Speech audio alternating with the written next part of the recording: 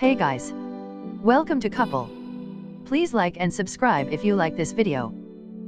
We're a skeptical bunch at Engadget, and when Huawei briefed us on its P20 Pro smartphone, listing an endless torrent of specifications and dubbing its Leica triple camera system the most advanced camera on a phone yet, we collectively rolled our eyes.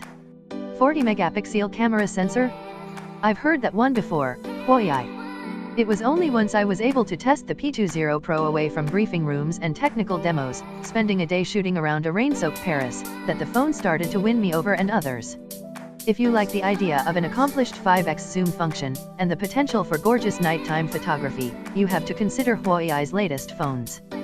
First, let's summarize some of the major camera specs. All the fun is centered around the Leica triple camera. That includes an 8-megapixel telephoto shooter with an f/2.4 lens and optical image stabilization and a 40-megapixel camera with an f/1.8 lens. Oh, and there's an extra 20-megapixel monochrome sensor, with f/1.6 lens, and a color temperature sensor for accurate white balance. If you needed one more lens, don't worry, there's a 24-megapixel front-facing camera too.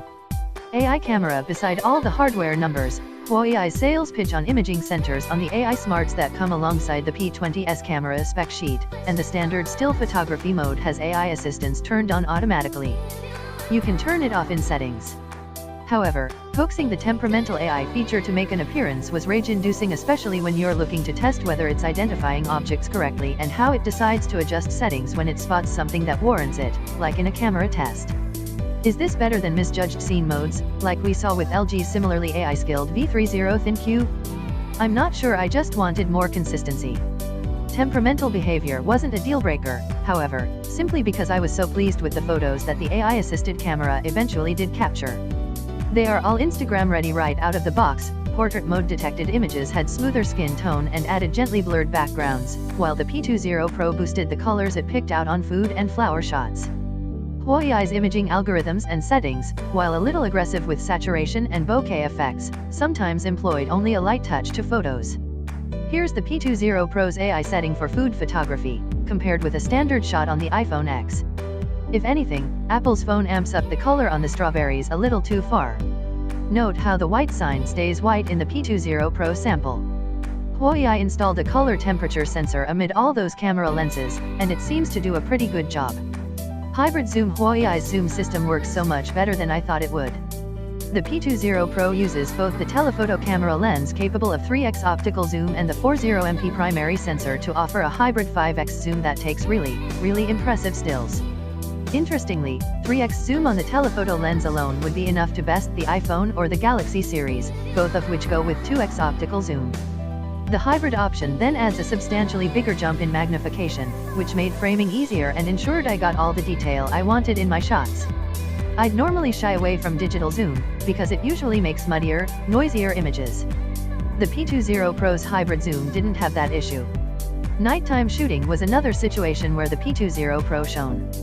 As I mentioned in passing during my preview, the phone comes with long exposure modes that don't require tripods. From what I've been told, it combines the Kirin NPU chip to chew over long exposure captures and bring them all together, with the high megapixel primary shooter doing a lot of the legwork. The results were often jaw-dropping, when in Paris, right? In comparison, taking the same shots on my iPhone X resulted in noisy, hazy photos. Pretty, but simply not as good. Meanwhile, look at the detail on the Eiffel Tower's cross struts above. It's impressive as heck. I've included all my full-size images in a Flickr album below. Better still, it was easy. No tripod, swiped to night mode in the camera app, tapped on La Tour Eiffel, and this was the result.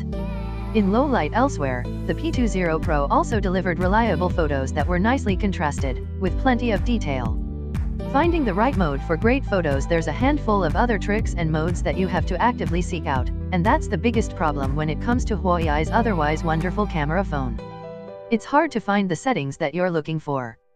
The company says the P20 can reach an ISO setting of up to 102,400. That would be as much as many DSLRs, but I couldn't test it, because it's coming in a later software update. It also took me a while to figure out long exposure settings too. My tip? Just select night mode. It's easier. I enjoyed unearthing the P20 Pro's range of shooting tricks, monochrome photography, aperture mode for post-shooting focus, portrait mode, light painting, and many more, and useful features that goes beyond image quality. The fact that the P20 Pro can boot into the camera app and snap a out of focus still immediately in less than 0.3 seconds.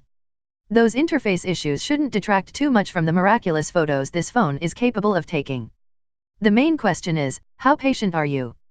You really have to pin down the shooting options that work for you, whether that means turning the AI assistant off entirely or sticking to the Pro mode. Yes, it takes time to learn the ropes on Huawei's P20 Pro, but the results prove it's worth it.